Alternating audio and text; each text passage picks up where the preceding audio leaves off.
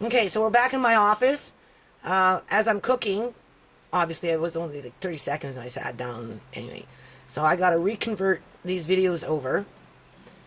You know, sometimes I get criticized because I don't edit very well. And it's not that I don't edit very well, I just don't have a lot of time. And I'm already maxed out and I'm already getting tired. I was up since 8 this morning, and I don't know what time it is now, but the clock on here is not right. We'll see what time it is. Just 6 o'clock. There you go, 6 o'clock. See, almost 6. 4 more minutes and it'll be 6 o'clock in the evening, and I've been up since 8. And you can see where I'm with that stuff there, right? So it's not easy making videos, editing videos, you know, transferring computers to do it again, cook, stuff like that, right? But it's okay. Okay, so this is the weirdest video I've ever made. Anyway, I've started to drain out the soup. So I've got, this is actually my normal pot that I normally cook my soups in. It's a different, you can see there's a difference. So maybe today, because we're, kind of shooting the shit here and doing some theory, maybe today was a good day because as I was straining the soup, from the pot, thinking about, the famous cuppet and the physics around, what I try to talk about when it comes to collecting, oil, or in this case radiation coming in on the shore. My brain works in the weirdest way. I probably shouldn't even worry about these kind of things. But let's just imagine that if the cuppet, of course it's round, right? Okay. And what we want is, we know the water's coming in with the sand, right? So what you want is, you want to put a barrier to stop it from encroaching up onto the sandbank, right? And then up into the reeds and, and the trees and where people walk or animals, make nests and that type of thing. So I'm just using that as a quick example because it's all on the fly, right? So if you have a normal bowl, right, you can see it's not that much, right? In terms of from point A to point B going this way, right? But if you were to somehow extend it, you see, it's extended. Okay, now, just bear with me. That's the pork, okay? So, besides the point, even a little more, right? Again, men can do amazing things, right? The idea is, this is the idea, is this part here. What we have in the back, whether it's rounded like a bowl, or whether it, it's like, this length and with a just a straight edge, right? I know if such a theory as a cup could work, in the case of radiation, I don't know about oil, but in the case of radiation, I mean, the barrier is there. How you would insulate it with what, and what type of metals you would use, or coverings, plastic coverings, I don't know, because, steel and salt water, I guess they erode each other, right? So, well, the salt water will erode the steel. So, get back to the point. So the point is, if you take from this point and you double it, let's just say double, so over here, okay, it's coming up into here, and then find a way from the top, you're looking at heavy construction, big bolts, the kind they put on sky trains and those kind of things. And if there was a way that when the sand is going in, you give it a day or 2 or 3, and then you just take like a magician, down, only you're not, cutting it into nothing, you're blocking it off, so it would be like a partition. So you take a partition and you take it from, on a screw or whatever you got to do there, and then, put your bolts down. So what happens is, you're entrapping the sand that you collected over a period of time. And the way the ocean works, from my understanding, the water is coming in, the sand is going in, and because it's going to go back out, the sand will still kind of whoosh, whoosh, whoosh, whoosh. So, it's like a wash machine, right? So it's going to wash itself. And no matter what, at the end of the day, because uranium and heavy metals and all that are heavier than sand, eventually they're going to pool down there. Like that. Right? You don't know until you get there. I don't know. How would you get it out? Hard to say. But if you're trying to entrap it and encase it, that might be one way to encase it. And if you partition it, you know, that might be a way of, I don't know. Other than that, if you just use a normal cuppet, you know, you have to get in there every day and clean it out. You might not be able to get in there every day. So that's just something I wanted to point out. I don't know if it means anything. It might. So I've started to strain that. Now what I'm going to do is I'm going to actually take my finger in there and I'm going to, or just a fork, and I'm going to, you know, look to see if there's any glass in there. If I would have had that pot there, the plate, maybe it would have went in, but because the pot was higher today, you know, twice in one day by the grace of God, maybe there is no glass in there. I hope not. But as you can see, I am taking the time to check. We got the onions started. I can actually smell them. Ooh, and they're cooking quite fast. All right, I've never done this before, so this is a first for me. Can definitely smell them. They're cooking too fast. That's not the way I wanted them to cook. So I'm going to turn it right down to minimum, and I'm going to add a bit more water in there, and I want them to kind of soak. So I'll do that in a minute. So this is how it goes. So I strain the soup. I'm in the process of changing these over. Right? I got to convert them. Okay.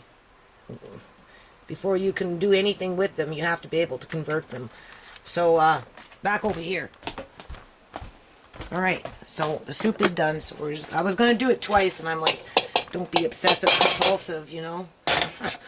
Alright, I have that problem sometimes, even though my house is chaotic. Don't trust me, this is not the way I like to live my life. But when you have 5 kids, I guess that's the responsibility you take on when they grow up. So I'm going to throw the carrots in there, and we're going to throw these potatoes. These dehydrated potatoes, and we're going to see what happens to them over the next little while. I tried cooking one time, a very small pot, and I had to keep adding water, and they tasted really good, actually.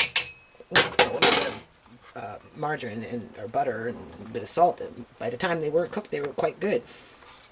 But I had to keep adding water, and you know, it took a while. I think half an hour, 45 minutes. And I made a mistake here. I said I was going to do the onions first, but I didn't. I actually, you know, just kind of threw it all in there. So right now I've got a little bit of oil and the onions. It goes back to that half a cup a day. I don't know how I can get a half a cup of onions into my children's diet or my family's diet, you know, every day. But anyway, we're on the right track. So we've got the garlic, and then I'm going to take a pinch of this fancy dancy salt, since I haven't really used it yet. And we're just going to put it in there, okay? There, we'll start cooking that. I turn these down to a minimum, and as you can see, they're just kind of sitting there now. They're just kind of sitting and soaking up the water and stewing, just gently stewing. They look actually quite good. So the idea is to take a whole one like that and put it in the soup after it's done. So we'll see. I cut myself when I in the kitchen doing all kinds of stuff. I just touch something that's hot. It's burning my finger. So I got cuts there. You know, I got cuts all over here. You know. So anyway, just turn this up for a minute and bring it to a quick boil, or, you know, gentle boil. And it looks so good. Let those potatoes cook for a while. I'll just turn it down where it's just a low simmer. And then I'm going to start this. Fry up these. Make sure I got all my burners in the right spot. No hopping bowls over here. Okay, trust me, that's the first time that's ever happened to me. Okay, that plate popping and, you know, sweater catching on fire. You know, jumping into the box, just a little bit too much. So anyway, that's okay. See, it looks good already. So what I'm going to do here is I'm going to fry this up. I'm just kind of making it up as I go along. Okay, actually, I'm going to put a bit of pepper in this one. I see pepper right there. I have a pepper grinder, but I think it needs pepper. I'm doing this with one hand and holding the camera, as you can see. Alright, kids are gone right now. So, and what the grease, what will happen is when it starts, because when I grinded up the pork, I left the fat on, and So it's going to get, juicy, right? So the onions will absorb that. So I'm just going to take a pinch of pepper now. That's probably why my finger's burning, because I'm touching salt. That's what it was. It was salt. Yeah. Now it's pepper. Okay. That cut my finger like that when I'm grating things for the dehydrator. In that case, it was apples. So it gets kind of tough. And then sometimes I'm going to turn this down, because these, I find I don't. These little glass ones, you have to be careful with them. With these, they look nice, and they heat up really fast. So we're going to do it like this.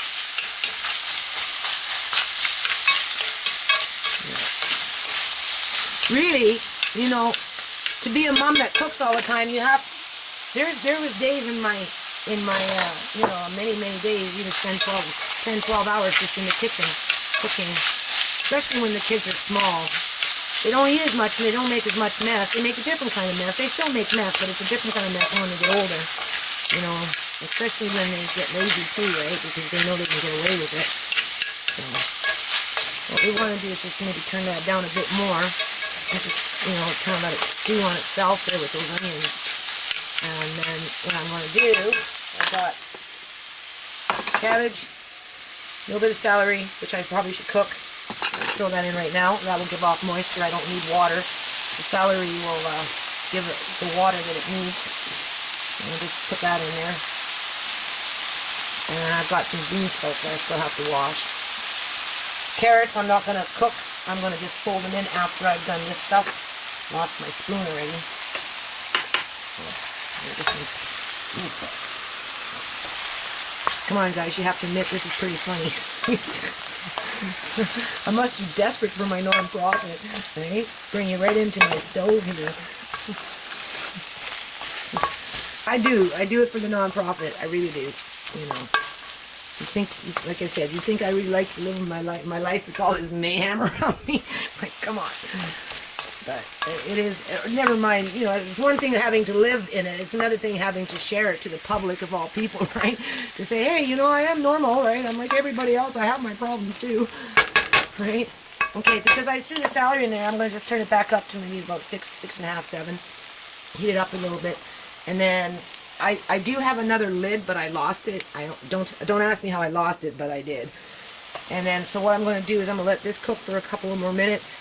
And, cabbage can get kind of, I'm going to let the celery cook more, and then I'm going to throw the cabbage in and half cook that. And then I'm probably going to, like right before I take it off the stove with the cabbage, I'll throw in the bean sprouts, give them maybe a minute or so. And then at the very end, I'll throw in these carrots, stir that all up. But I'm going to make sure the meat is cooked, because after that's all done, I want to taste it, right? So if I need to add more pepper or salt, I'll do that, right? Or whatever other seasoning I might want. And right now, that's all I want. So, going to keep pretty generic, right? The garlic should do fine, right? I'll taste it. I might throw more garlic in, because I kind of want this to be more like garlic. And then I'm going to roll them up, and then I'm going to fry them. So I'll be back.